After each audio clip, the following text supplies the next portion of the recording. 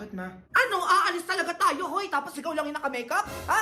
Ayusan mo din yan mga anak mo. Kikigil ako sa'yo. Oo na, ma. O, dinala mo na dyan. Pinigigil mo ako aga-aga. Sinasabi ko sa'yo, tatamaan ka talaga. O, kunin ko lang yung bag ko, halis na tayo. Ayusan din daw kita, nak. Ay, teka na, parang bagay sa'yo to. Sige, lagay na natin to. Ayan. Ay, isli ka dyan, nak. Wait, picture lang kita. Ay, huwag mong tanggalin, ang likot mo naman.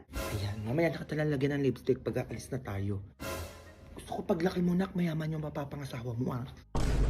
Mamaya na yung lipstick mo. O ikaw dyan, nak. Mag-ready ka na. Magti-tiktok tayo. Ikaw yung mag-twerk, ha? Mag-ready kayo, ha?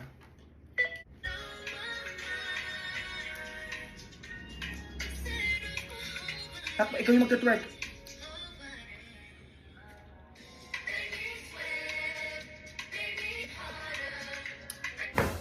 Ano ba naman yan, nak? Twerk yun, hindi ganito, oh.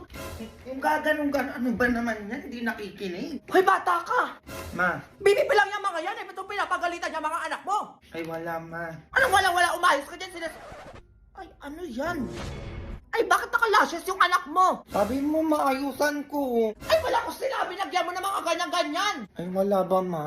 Tama ka talaga, eh. Paano kung mabulag tong anak mo nang gigigil ako sa'yo? Oh, ang laki pa na nilagay mo, nakikita mo to? Grabe, paano mo naisip to na ilagay sa mata ng anak mo? Eh, kung nabulag yun, oh, sino gagastos? Ha? Sino? Ako, di ba? Ma. Kakatiktok mo yan. Teka, eto ka, oh. Ma, hindi na mauulit. Ah, etong sa'yo. Oh!